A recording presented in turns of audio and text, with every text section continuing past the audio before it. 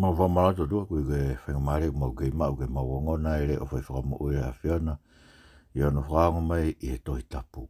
Mau kore whamamore ke te koe, ta tālai po uri me mau ngahi ata mai, whamoro mau ngahi loto maka, pia riringi mai moha lau mare maa oni oni, ke lawa ke hiko ai wewe mai ngau haa ko tō pēo e kovi me mau loto, e lawa ke mau tari anga vai vai ho wholofola, ai e kune mawhai ke whakamu ui ho mau lau mare e. Yes, Jesus Christ ko alo ko mo fam ui. Amen. Ko kore ke hufanga i penga hi talwhatapu tau beo wha whaket pe me wharen ke tā mo mo au mawhaparu whawate tau proklama wha wiki koen ai hala kua tofa i he lotu tohi tapu ke tau fowai me mamani me mo ui koeni ke mama kahau ke mo ui taingata. Pea koe lotu tohi tapu koe lotu ia whainu hinu me tohi tapu ai mea ke tau tui ki ai, o mea ke tau whai ki ai. Pau tau whanonga maini a ngā aue, pea tau maini ke wahi hiwa, pea koe konga whaasio wahi hiwa, vesto taha ke whātolu, tau whamfu ke tau wako me he tohi ngā aue, ke ngahi ngā aue e siasi, mai anga ene whianga ngai mono ngahi whiri, pea mai anga ene puke ki hono o tua, me ngai mea pe, pea tau ilo ki konga koe ni, ai ngai whakau e tolu. Heulua ki upe heni. Ka mau mā lo ai siasi, pea o ku whai ai pe honu langa haki, whalau maari e, mohono whakatoko lahi. Ka mau mā lo ai siasi, pea o ku whai ai pe honu langa haki, whalau maari e, mo whakatoko lahi. E koe whakaukau e mā lo, koe mau merino, koe ikai to e ai hano whiri, koe ko ngata e whakatanga e ko hanga he otua o ririu, a saula koe mei tā susi, pa ko ne hoko ni ea, koe tangata malanga e kōsperi, pe na tau ngata i he proklama ku hiri, ne whahekai he ka apostolo, whafoki tā susi. Ne whoka paula no whahe tau e taha whā, saula, ne saula be whoke tau taimi koe, ne toki liu peo no ingoa, he na whanonga ko mo pāne pasa he ulaki whanonga whamisinare ki he paula, ka kono ingoa ko saula, whoki a saula, pe mau mālo, ai kono mau merino. Kaya ngata behe ne mau merino mono o tua, koe mea i he kōsperi, ka mau merino pe mo kakai ko toa pe koe hi, he wikai ke iai hano whiri, pe haran taha ke whatanga ia. Ai koe taimi behe ka mau e siasi, ai merino ko ia, ai mālo ko ia. Pa koe taimi o kwhai he toa hano langa hake, whalau maari e, mohono whakatola. Tumo ke ulau atu e, i konga koe ni vesto taha, o ngāwe wahe hiwa. Pena mālo ai siasi, siutea ko toa, mo kāreri, mo sameria, pea hange ha whare na e langa hake ai pe. Pea na e fōu i he apasia ki he eiki, pea koe mea i he tokoni e lau maari e maa oni na e hoko o fu tōlahi. Whawhura tonu e tau eiki, whawhetai ki he otua. Aia, maa lolo e siasi, hange koe kulau koe tūkunga e nia e siasi, te tau me tūkunga koe, na ia e te vita he ua Samuela vai fitu, wha maa lolo i he toa mino ngai whiri ko tō pe, kai ke tahano whiri ke na whihanga hangai, pena e toanga rewa te wita taimi ko ia, paka haa mea tene whai mai o tua. Tene hanga o whakaukau ai koe ke ni langa ha whare mai o tua, ai whorofora e tua e koe ko koe tika langa e whare, ko au te ulanga ha whare, pe e tuho whare o ta e ngata. Ai koe whare koe ne whakaama te wita ke langa, ne kai koe whare koe ne langa e Solomone. Koe whare ne whoroforange o tua ke ai, te ulanga e au koe, pe e tuho taloni o ta e ngata, ai taloni koe ni wafio ai, as Jesus Christ, taloni haere hake ki ai, he osi ni pekia pe ne toi tu pa ko ne haere hake tal mai ngā wahe wana ne haere hake o awhio he taloni o te vita taloni a koe ne fuakawa a tua ko taloni e tu o ta ngata ngai taloni ko toa pe o mama kaike mau malo lo e siasi pe ki taha no whiri pe ki taha no whakakau whatang pe ta mai na e hange ha whare na e langa hake ai pe mo manat foko ko te whtoi ngā awe bea e kakai ko te whtoi taumu ai o ngai whakataanga ko tō bea he siasi o ku whai ke langa hake mea bango wha au mai pika te awe ki tala noa kua e ngahi whai angalo tuia na ngai whakataanga nau tōlu e kuhange ia kua ha fu mala e tau mai kakai ia ki ai o nau whike iai wa ope ke tau tuki hei ko bea ko maina e ke te tau tōlu o ku mo ui kia ngahi whai angalo tu pehe na whakataanga mai no fu mo ui au pita ngau e kakano i nau ngai whakataanga. Ko seo, koe mau mālolo koe se mau merino mo o tua, merino mo kakai ko toa pe pala mai. na hange ha fare na lang hake ai mai no bit pe tanga do be si fai e be no lang hake o me ka kai mo na hiva pa na folo ai go me go tano ka paulo go la krinto wa ta fa ya ha hiva ke ha ki folo ke ha feka ke ha me afka ha mai o na urea a ke ngai mea ko to pe pa mo ke langa hake o siasi o to mai na na fo he apasia ke eiki me ko me he tokoni ala mare ma ni na hoko fu to ai na fa to la he siasi ke ko tu kunga ko e ma lo a siasi en ka no ke o na fo he apasia ke eiki ko nga fo ke na I lo pau anga ko fa kau ke he pelu ba tahawa mai he pelu ba tahawa ko tu kunga ko e ma umerino a siasi ku hinga ia he kone ilo e ia, kone mau e pure anga he kai lava e whai ngā whakatanga I māma ni o lulu I pe whakaaua. Siko whakatanga ni kōk whai koe saula, whakangata bea he eiko si sukarisio ni ririu e tangata koe tangata maranga e kōsperi. Mahino ke sia si ia, koe pure anga kōk tau kau kei, e pure anga o tevita, e pure anga eiko si sukarisi, koe pure anga tae whaalulu, he kai lava e whai ngā whakatanga, ma whai ngā au e whenga ke whakaauha si ia, he kai lawa e kene hanga whakaauha. Ai ku pehe rewa he lauga he pelu. Koia koe me he tau mau, hapure anga, aia e I kai whaalulu I. Ai kai ke lawa lulu I ngai mea koe ngai mawhai o mama koe. Pe koe whakatanga, pe koe ke whainga mea pehe. Pe rewa he pelu, ke tau whakawhetai mua. Koe koe tau mau e puranga koe ni koe ka tau, pe koe tau ngāu e pe koe tau maa ni oni. Koe tau mao be ko hiko e whaki mai he eiko si isu kai si he tau mao kai si isu koe eiki. Tau mao e pure anga koe tau mai ku hiki ai ki tau tome he pure apo uri ke tau kau ki he pure anga ono alo o whaanga he pure anga eiko si isu kai si. Ka tau mai reo, tau whai ai hanga aue ki he otua, hanga aue tene ho I ai. Whai mwe whakapapa, me mana wahe, he koha tau otua, koe awhi whakaau. Aia, o ko ngoi ko mena e fou e kai ngalotu ngai kai ngai sesi o siutea ka to mo ka reri mo Sameria. Na nau ilo na do ko branga na mau ko branga kai lava lulu e to whakatanga. Pena nau bere ko nau ngau ke fai ai nau fou he apasia. Ko me ko do be nau fai me apasia me tairi ko nau ilo ko nau otua. Ko he otua afi whakaau. Abra mai ko me e tokoni e lau mari na hau ko futola. Ko hai tokoni e lau mari. Tokoni e lau mari, ko ke ngata bene hanga ai ke mate na ngahi ang hala, ka ko hanga e tokoni e lau mari o whakaivia ki nau tolu, ke nau talangofua, talangofua, ke mea e o to ke ha I nau mo ui, ai fua e lau mari. Ko ngai mea ko hinga ko ngai ngawe rewa koe e whai e siasi, ko ngawe hanga ko fua ka venga e siasi. Ko misinare, ko ripa anga kuata, ko whanau ko ngai ngawe. Ke tu mau mo fe o fa falotu so ko me mau ingai tu fano mau be e tala no ngai fungisa su siria na me ko fe ke fe fisio si o fa loto e ka me ko o ko ke loto ka kai go na fa nga we ke na fa pena to nga we na na to ke buki me ka kai go to be ke na ma ka fa ta mo na to pa ba ga ta si ko ke fa ka mai ke ripa anga mo me ko kai ga ne senit rau I na to kai mo ke tau fa fita pe mo ke tau fai tau to fatongia ko ia pa ku ta mai tau fa ki kolo ai ke la ni ka so o mahino au pito o kai ke tu mau ai fe o fa fa lo tu ia he mo ia ka ko istiani pa ko fa ilonga ia e siasko ma merino malolo ko hanga e ki o fa ton hono alunga o tu mau e na fe o fa lo ta mare o lo to ngalo fa fe au no foi go xesi no fa ka fe ki kai fo o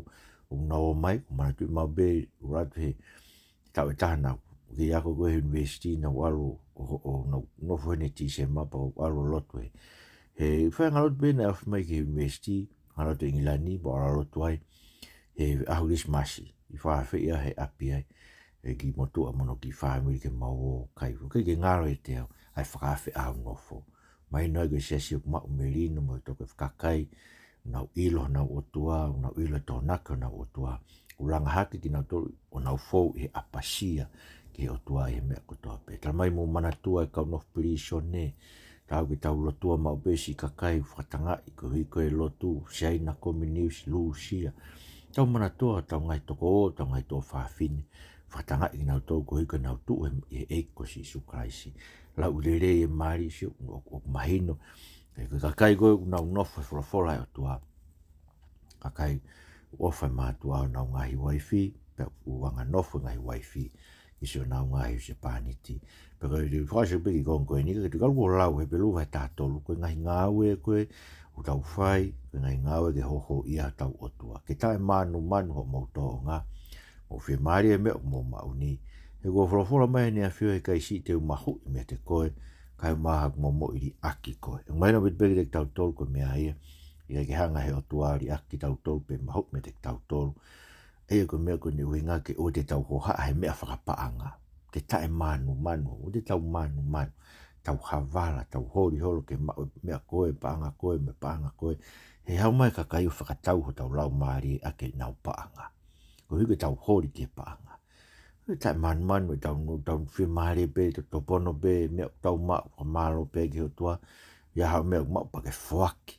Ke nima whuaki, ke whailonga e kakai, o kai ke manu e nau ngai mea. Koe siase mau malolo, ulanga hake whakalau maari kai ngatai, kau whaia nau whakatolahi e ko si su kraisi. Kono ua, ka mau malolo e siasi, pe o kuhai ai mawhai whakamo ui ai ngahi rea ai kau apostolo. Whanau pe kau lauet, ngau e wahiwa ve stolu wake tolu nima. Pe koeni, rotonga ai whai e pita ni ahi ki kakai lot ko toa be, na ne hoko ifu ke te nau tolu na inofu irita. Pe na ne iloa he tangata na ingoa ko e nias, ea ko walu tau e ne toka, i koe mamatea. Pe be pita ke e nias, o whai to'o koe e Sisu Christ, tu o ngauhi o mohe ngai koe. Pe ane tu urewa, pe ane mamata ke te ea kakai ko toa pena e nofu irita. Mo e wheitu ko sālo ni. Pe ko ki nau tolu na nau tafoki ki he eiki. Fofora tolu me tau eiki. Hawe tai pegi hotua. Aia, koe ahi wha bos tolu ni a pita ke kakai lotu. Hoko hifu ke ki koro koen gorita. I loa i ha tangata na hingoko e nias. Walu tau ni toka mamatea. Pere wai pita ke e nias. Whai to'o koe Sisu Christ. Tu o ngai ha moe ngai. Aia, so ke rea ai apostolo. Ha ere mai e ko Sisu Christ o ne whai to'o ne hanga whakato e tu e tangata. Ko pepe o hange tangata mamatea e koe nika tō lahi o ki tau tu. I tau tu i peka o te ki tau ta tolo tu e mo ne ai o tua. Ko inga ke tau tu ai pa tau pe he koe loi e ae. Kai koe tau mamatea e tau tu e taim kou tau pe o saipi ta tau pe mo na wope mo na tau lot pe mo tau tu ke o tua peta ui kai. Ton ke siwi mau be a honi. Heu ke mea ai. Koe ula he ngai sia na whawhisinga e toi tapu. Na whawhisinga e mea hange koe whasoto maa. Koe ke nau tari mea koe whainuina e toi tapu e whasoto maa. Na whawhisinga e whainuina e toi tapu ke. Mea kau ke maranga beka kai tangatau e kai kau e kai whiwhine pe whaiwhekau e kai whiwhine. Whawhisinga e ngai sia mea koe. Whawhisinga e pau ke ai ufi e ulu e kau whiwhine. Pea whawhisinga e wau ke whakaukau koe ke fua e kakano he mo ui. E whai tuki, e whekei kei, e tau whihi, ngai mea koe asia he mo ui e kakau mai noi. O kunau whakawhisinga e ki nau tolu, ai ngai mea, ai ngai whorofora koe, ai koe o mai ke te tau tolu, i he kau apostolo, me kau parofita, e toi te wega bade mo whakaukau ke toi tapu. Koe ngai whorofora ko tope whakamotua koe whorofora e kau parofita. Nā mo te wita, lau koe parofita, nei si o whalaka mai ke eiko Sisu Kraisi, maranga koe na whai koe pita aho pentekosi. Koe talanoa rewa e whakafo koe talanoa e kau apostolo, koe ako naki e ka apostolo. Mui aho koe na pehei koe na nau, osi koe no papitaiso koe ki nau tolu e toko tolu afe, tamai na nau whakautu mau koe nofo ke ngai ako naki e ka apostolo, ia ngawe wahewa, koe uhinga i ke ngai ako naki tau mao he ahoni i he whakafo o. Ngahi ako nake koe ka apostolo na whakautu mau ke sias. Aia, o kumaina taim koe mau merino e siasi. Mau merino moe o tua pa koe ke nau hake whakatanga pa ngai mea pehe. O mo ui e wholofola. Ai ngahi rea ka apostolo ne omi mo ui. Me anga whakaloto i tau kai mamatea ki tau tolu. Koe ki tau lau ki tau tolu tu he wholofola e atua. Tau tu i peta tu kau tau tātā ko tu pei lalo koe teke ke tau mau ke tau tua ko tau ongo va e i he maka tu unga ko Sisu Christ o tau tae mana va he ta e ufi tau lea ke folofola o tua ta tau bebe tui matake ai pega ke tui matake kau tau tu he folofola ko o tua ai ko fafisi nga i e ngai kakai o ngai siasko e wange bego e mego ni e tau kawe ko fai we si na to ko tau ngau e tau famo ui ko fafisi nga i e folofola ka apostolo fai ni tau tuli ka apostolo ka Paulo tra mai tau mo i keresi koe ko me te moto ko me o to me tau tui ko me o tua o koe ko ngau e te ria na iloange ke pore hata ta noe koe e fiso wahe ua ta noe koe lo ma wahe wha ka pai ngau e hata koe totongi a kune mau ka o ka pai ke tene ngau ka ne tui ke te ia koe ni whakatonu hiai ai tae maa oni ni whakatonu hiai a ngā tui ke te si une ma o e ma o ni ulau ia ma ni ma o ni hangai koe wha ma o ni i koe o e parahame ka matanga ka inga koe mea mau inga bitu e rea a ka apostol so koe rea koe ne wha e pita na ne whakana ne hanga whakaivia e ne asi tu urewa e ne asi tu uki olung aia koe sasko u nau ma me rino mo e otua sasko u nau ma u nonga me o toku ki nau hoha ki nau doruia ki ngai whakatanga me lau kovi atu nau tuupe ki nau dohe folofola koe o mai ka apostolo he koe ngai mea lahi o ngai mea koe ni koe whakawhisinga i he ahoni koe mea whainoi ni mai ka apostolo ki te tauto e whakaso tō mā e ke ue malanga pe whaiwhikai kai whewhine ai ufi he ulu e kau whewhine ai wahe hongo fūru me mui whaafoa ki ai mui whaka otua ai ke mate tau ngahi ang hala ko whai nui ka apostolo o mo seo koe ilonga e sasko o ku mo ui o ma melino o koe ke nau hoha ki nau doga whakatanga o ku mo ui e whorofora koe e ka apostolo o ku whai o talangofua kakai ke ngai whekau ngai whai no hino koe whai e whorofora e ka apostolo ka mena e whai koe ni whorofora ka pita whorofora e apostolo o fai to ko si Isu Christ ha ele mai ko si Isu Christ e folo ka apostol na folo tau lau o ne fai to ki tau to o ne hanga po ne hanga folo to lai ki tau to o ke ilo ko tau to lu ko ka kai vai a ko to pe tau to no a ko to pe tau wanga hala I ko tau afungi pe tau be tau sai ko ba ko to ta ko ke pe ma pe ko ke sai ko to ta afungi ko te ke fe ma ko e ko si Isu Christ tal mai tari te ke I to afungi tau ne whaki keresi ki hanga vai. Ko tau tolu tau ilo tau ngai vai. Tau whaam tau tolu ke haere mai ko si Isu ko toa pe o whai ho tau whai to. Whai to e tau wha ita, whai to e tau wha area ake e moni whakakonga, whai to e tau manu. Whai to e tau roto kovi me tau meheka ko tau kakai ko kakai meheka. Kai roto kovi la toko ki tau roto to ke laka haka tahe te tau to. Nai be ko whenga mea whakawawau e tai fie tō ka tako ako mea ia e anghala koe ke tau loto ki tau tō ke hau ka taha laka ke te tau tō si koe ilonga e sas koe ko o ku mau merino mo e o tua mau merino mo nau ngai kau ngā mau merino mo ki nau tolpe o ku mo ui e wholawhora ka apostolo e poko hanga e wholawhora ko ia o whai tō o nau ngai vai he koe o ku hanga e wholawhora ka apostolo kuange mai e ko si Isu Christ ke haere mai o ne whai to o tau ngai mahaki o tau ngai vai tau ngai angara ia bua whao si ewa mau malolo e sia si pe au hai e mawhai whakamo ui o e mo ui whaaloto me mahu inga pitoi ta mai re tau tolo e mawhai whakamo ui ko e mo ui whaaloto whanonga loa westolo no ke west whaatolo o ngai wahiwa pena e nofo I siopa whiwhine ako na ingo ko tāpaita aia o ku ui I he rea e taha ko toa kase. Ko whiwhine ena e mohu I ngai ngaurerei. Me whai ofa ke tū tāmaki, e nane tau tō whai. Taim ko ia, nane tū ia maaki o ne bekia, pia hiri e nau tatafi ia, na nau tuku ia loki I olunga. Pia koe mea he waafi a rita mo siopa, me whanongo he kau wako o ku ia pita, ko ia na nau whikaua te ia haongo tangata ke na kore o pehe, oua te ke lou waa. Ke o mai ke te mautoro. Pea tū a pita, o mo ke nautoro. Pea I he ne lawa mai na nau o hake ia ki loki olunga.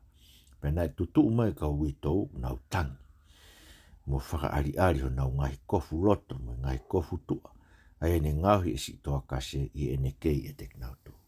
Pea ka puski nau tolu kotoa e pita o ne tu ulutui o lotu, o ne toki tafoki o rea ke anga o pe tā paita tu hake. Pea ai e whewhine, pe ne wakai ke pita na ne nofo hake. Pea ne mawhao no ni mage e whewhine o whakotu uia, pea ne uia e ka kai lotu mo e kau I tau ne whakahāia ke te nau tolu kua mo ui.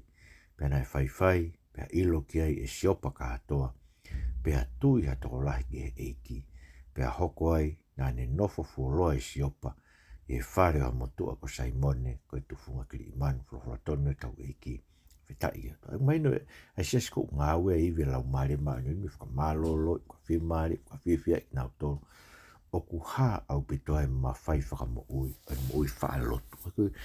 Koe tahea ngai whekau a Jesu ngai mea ke o te tau whiu ai. Luke vai taha walu. Me be Jesu ai. Mō lotu tai tuku. O te mō whiu he lotu. E au ke aho ko haere mai ke whai kune pe te nga runo tonu. Ke lotu mau pe o wana whiu. O au ke aho ko e haere mai eiki. Ton ke tau tui. Koe o ku whanongo o tua. O whai sāu ni ki o tau ngai whi, e mea tau tangi ki ai, kia te ia aho moe po. Ko moi whaalotu ka inga ko whaam ke wharatolahi koe ki ai. O mau inga ke mo ui ho lotu whakawhamiri, pau koe whae koe, ke whanong mai programa koe ni, e whia whi tānaki mai ki whanau, pe koe mga puna lau e toi tapu, pe mo lotu kātoa. Aho ko toa pe, whae lotu whae mo ui loi, Sio e tau whanau ke lotu, te nau tupu hake I pe mo nau tolo lotu. Ka wate nau tupu hake nau toha api koe ki nau sio ke lotu, te nau tupu hake pe mo nau to tai lotu. O te tau hanga whasi isi, whakaukau, pe tau tau ton ke ilo pe tau whanau I kai. Ko tau tolu tāna toi palo vepi, tamai mo e whae, ko moua ton ke mo whatongia ake, hono a koi ki whanau I o te ave tau whanau ke youth, mo yo ako me mau taimi koe ni koe skiti mo exin song me hafua. Ko au ia ko tawhi au be fa he whakame mo re taimi ai. Tau ngai programa ai exin song me ha. Hiu koe ke umana tolo hiva mo ai whakatata koe ke na wongo I he whanau mea koe ia. Koe ke hano iwi mea koe ke ne whakamo ui ki nauto. Koe ko behe koe mea mahu inga o bete te tau tue lot whamiri. Hanga e koe ongo mātua, a koi hoki I whanau, moe lau tā mai tohi. Ko mea koe te ke tau whainui, ke tau whanau nau ke iki, e ke nau te awhi mea, o ka nau ka motua. Mo whakautangi, ke fu monu tau mau I api, ke a koe e tau whanau, ke nau ilo o tua, a ke tau hanga lau e toi tapu, whainui no ki nau tolu, pia whai mai lotu. Ko suka mena whai koe e pita, na o atu, na ui maka pita si mate e whiwhine koe ni. Pea aloa ta pita. Rata pita unau tuu mai mo nau ngahi kofu ko si whiwhin tui tui en. Pea ngai pita tuku nau tuu ki tua ke nau alu hegu. O koe koe uhinga whakamo uia ai o tua ko hiko harereina e whai tāpaita. Mori ke mamao. O mui behe o tua ia tāpaita. Ko hiko tau o tua o mawhai hono I vi. O kia hanu maf. Si o tulu tui rewa pita lotu. Mo se ke fu iwi a lotu. Moi lo kai velo tu go foi mau be fa non ke pe lot mo nga ko lot mo nga we ko lau e ka kai ta lot ka kai ko ke nau tu ina to ko hai velo tu to ko nau be na to ko lot tu ko ka noi foi mo fra va ve tu ke ta fa ki ka fa ta nga we ta to he to ko nga we ya ne li we me moi lo ka ke hanga tu au ta bo ki mo nga we ko to kura noa, te mō osi iwi whai mea e mōre, e tutulu e whare te mō langa, e vela, pe koe mea koto me te mō whai mōre ta aonga pe ho mō iwi ai. Au mahu inga te mō tolu, tau lotu he koe lotu, kai ngā ue mai o tuai. Sei, o kai koe ngata be I he ni he lotu koe ni ne hike mate ke mō, no se ke he luiwe mawhai he lotu, hike mate ke mō. Mea ko whau kia ki mō tolu ke mō hū whia. Ho mō ngahi whāmi, ho mō whānau unau tai lotu.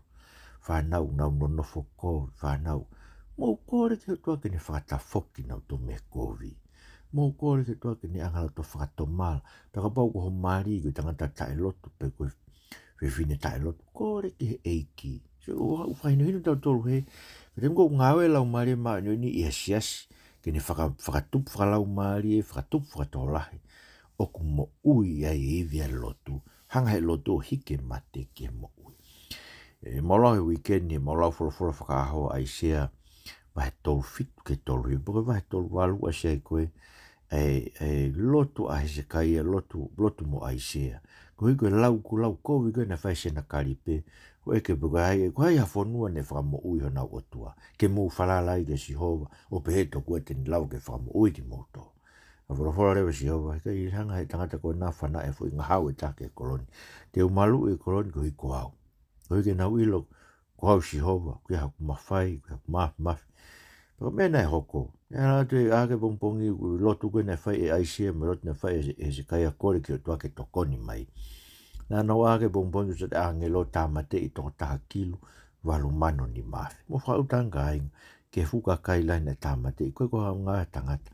koe ngawe ai iwi o e lotu e ngā tau tau mai ke te tau tolu toi whahava he walu koe maureshoni a ta ai whakalongo a langi kai o hake ai insenis na mukakala koe lotu ai kakai ma oni o hake ke ya o hake ke hoko koe insenis na mukakala ke otua kai ngā koe iwi e lotu mo topa tuke eke mo whalala ngā ue ko tau sea sipe ko sira nao eke tau whalala ngā ue ko tau beba tau ki iwi ka mo seke koe langa whare na kai toi osi langa pe whare lotu popo langa whare popo o kukai ke tolonga hame koe tau whalala ke tau ngā ue koe ke tau whalala ke tau otua koe une tari tau lotu pea kune kau ke tau me ulawa e lotu apita hike mate ke mo ui mo lotu tae tuku koe hame koe ke ai hau taimi lotu he hoa tā taimi lotu he whiawhi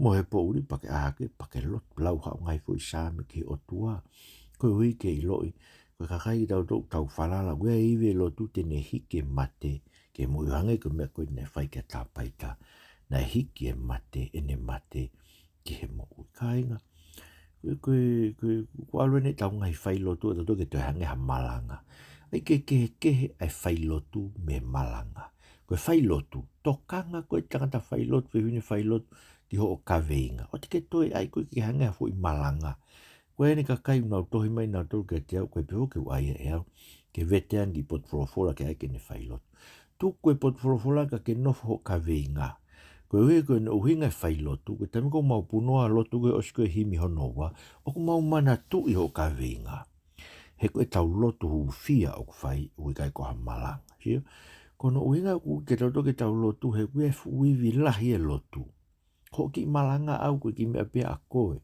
mana tu usangi ke lau mai pe koe pot whorofora patuku he koe whorofora wha mana vai ho toi ki ala koe a koe ki ai me fui mea loi koe na nei atu ha tamasi a tautai ke mi miho e koe mea aleo hanga kehe me kaweinga pea kai reu ke ilo he kakai buka haka mea ai kaweinga ke hufia whakamama whai ho kaweinga pa ke nofo ai koe ui mau inga tau lotu he koe ulava he lotu ke hike mate ke moi lotu i ho mari lotu i ho whanau lotu i ho ngā ue anga, lotu i ho ngai ngā, lotu i ho ngō ue, kore ke o tua ke o te ke manu ai. Lotu he mea kotoa, pe lotu ke ho mo ui, ke ho maha, kore ke o tua, o lava he o tua, ke hiki e mate ki he mo ui.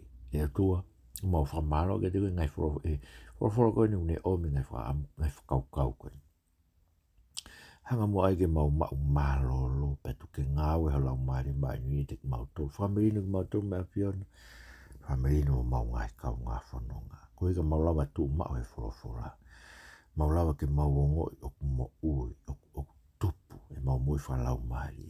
Maulawa ke mau ongo i oku mau fia, he hanga ke whorofora ka apostolo, pe mau whitalango fua ke ngai whaino ino unau o mai. Neongo ene whepake ana mo mea tui ke atok tangata. Mau fia, he mui whaalotu, koe koe mau ilo. Koe lotu koe ia o ngā ue. O koe ke ngā ue mau tolu. Koe lotu koe ia o ngā ue. He wefu uiwea whiona o ngā ue mai ai. Mau kore ke pehe mo ai ko whawaiwai o mau loto e tamatu i e tupou onu. Ka mai tahi ne kuini na nasi pau me whare o tupou. E ke nau whalala ke nau mui whalala ke te koe. E pare mia mo ne kabinet ka take whanua. o mau ngai familia whanua e kie. Ngai mau tōku ka kai mau fia e hanga ki ngai pot forofora, ngai forofora ka apostolo pe mau mui whaalotu ai. Ai ke mo ui lotu wha familia mau ngai whetu, mau kore ngai meani a Jesus Christ ko mau wha mo ui. E me kainga.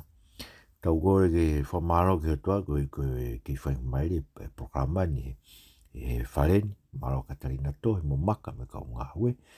Pea ika koe a peko whamrata toi pe tau ori ta wha family, pong mo e whia, pong pe koe e whia. Tanak me ki whanau, lau e whurufura pea mo lotu.